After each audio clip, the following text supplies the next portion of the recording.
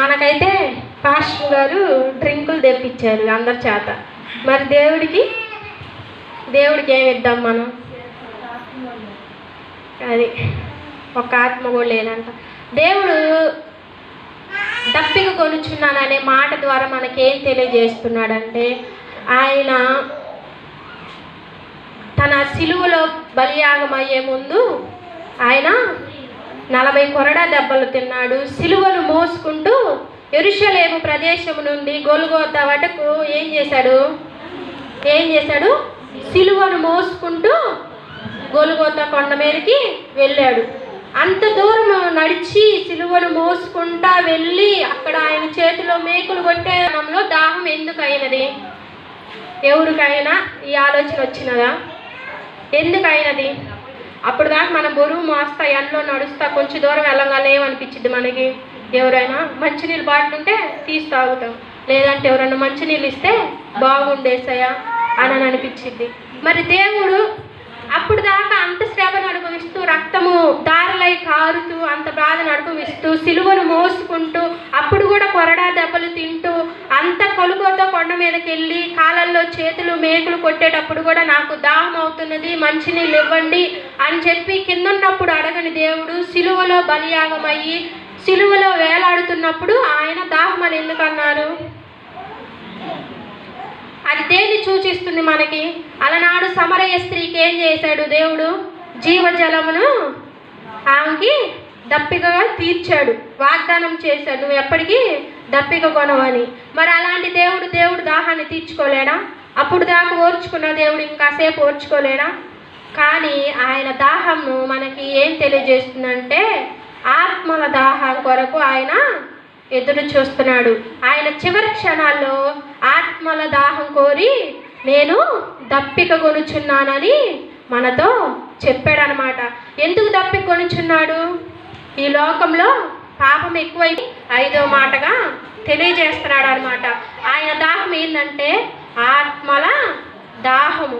ఆత్మలు నశించిపోతున్నాయి, సైతానికి లోబడుతున్నాడు, తాగుడికి లోనైపోతున్నాడు, వ్యసనానికి లోనైపోతున్నాడు, ఈ లోకానుసారమైన తిరుగుడుకు లోనైపోతున్నారు. ఈ కాలంలో ఎవరి బిడ్డలు ఎలా ఉన్నారు? తల్లిదండ్రుల మాట వింటున్నారా? వింటలా. చదువుకోమని బడికి పంపిస్తే చదువుకుంటున్నారా? చదువుకోవట్లా. మధ్యలోనే తప్పిపోతున్నారు. అలా తప్పిపోవడం ఆయనకి ఇష్టం లేదు. ఒక్క ఆత్మైనా నశించిపోవడం ఆయనకి ఇష్టం లేదు. మనల్ని ఏం చేయమంటున్నాడంటే ఆయన సర్వ సృష్టికి వెళ్ళి సువార్తను ప్రకటించమంటున్నాడు. ఒక్క ఆత్మనైనా రక్షించమంటున్నాడు. మరి మనం రక్షించే వారిగా ఉన్నామా? ముందు మనల్ని మనం రక్షించుకున్నామా? మనల్ని మనం రక్షించుకున్నామా? రక్షణలోకి వచ్చామా? మారు మనసు పొందామా? ఇందాక రక్షణ అడుగుతుంది, క్వశ్చన్ల మీద క్వశ్చన్లు వేస్తుంది పాపం. మరి సమాధానాలేమో రాకపోతున్నాయి. ప్రతి ఆదివారం చర్చికి వస్తున్నాం, వాక్యం వింటున్నాము, వెళ్తున్నాము కాదు. కానీ మనం ఏం చేయాలంటే రక్షణ ముందు మనము పొందుకోవాలి. మన రక్షణలోకి వస్తేనే మనము ఎదుటి వారికి చెప్పగలుగుతాం. ఎదుటి ఒక ఆత్మను మనం రక్షించాలంటే ముందు మనము రక్షణలోకి తీసుకురావాలన్నమాట. మనము ఎప్పుడైతే రక్షింపబడ్డామో అవతల వారికి నేను ఇంకెందుకు బ్రతికి వ్యర్థమే అని ఎవరన్నా వచ్చి నీ కాడికి వచ్చి చెప్పినప్పుడు నువ్వేం చేయాలి? నువ్వు దేవుడు మాటలు విన్నదానివైతే, నువ్వు రక్షణ పొందుకున్న వాళ్ళవైతే వాళ్ళకి దేవుడు మాటలను చెప్పి ఒక ఆత్మని దేవుడి వైపు తిప్పాలి. ఆత్మని నశించిపోకుండా రక్షించమని దేవుడు చెప్తున్నాడు. ఆయన ఇప్పుడు కూడా దాహం కొంటున్నాడు. ఎన్ని సంవత్సరాలు? 2023 సంవత్సరాలకు గాను ఇప్పుడు కూడా ఆయన దాహం తీరలా. ఎందుకు తీరుతుంది? మనమే తీర్చట్లా. ముందు మనమే రక్షణలోకి రాట్లా. మన ఆత్మను ఆయన చేతికి అప్పగించుకోవట్లా. మనము బాప్తిసం పొందట్లా. వస్తున్నాం పోతున్నాము. కానీ ఆయన రాకడ సమీపించబోతుంది. త్వరలో ఆయన ఈ భూమి మీదకి రాబోతున్నాడు. కాబట్టి ఆత్మలు నశించిపోవుట ఆయనకి ఇష్టం లేదు. అపవిత్రాత్మ ఏం చేస్తుంది?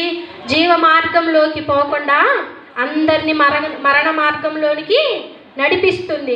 అలా మరణ మార్గంలోకి వెళ్తే దేవుడికి దాహం తీరిద్దా? తీరదు కదా.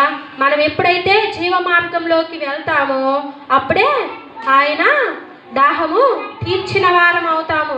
ఆయన దాహం తీర్చాలంటే మనం ఏం చేయాలంటే ఆయన గురించిన మాటలను మనకి తెలిసిన వారికి బోధించాలి. ఆయన మాటలను మనము ఇతరులకు ఆయనలోకి మనము ఒక ఆత్మను తీసుకొని రావడం ద్వారా ఏమవుతుందంటే దేవుడు సంతోషపడతాడు. ఆయన చివరిగా మనతో మాట్లాడిన ఆ మాటకి మనము సార్థకత చేసిన వారం అవుతాం. ఆ మాట మనం తెలుసుకున్నాం కాబట్టి ఏం చేయాలి? రక్షించబడాలి. ఒక ఆత్మను మనము తీసుకురావాలి. ఫస్ట్ మనల్ని మనము రక్షించుకుంటే తర్వాత అవతల వారిని రక్షణలోకి తీసుకొస్తాము. ఆత్మలు నశించిపోకుండా ఏం చేయాలంటే ప్రార్థన కూడా చేయాలి. మనము ఎప్పుడు ఎల్లవేళలా ఆయన్ని ప్రార్థించాలి. యేసయ్య నశించిపోతున్న ఆత్మలు ఎందరో ఉన్నారు ఈ లోకంలో. ఆ బిడ్డల్ని మీరు రక్షించండి, కాపాడండి.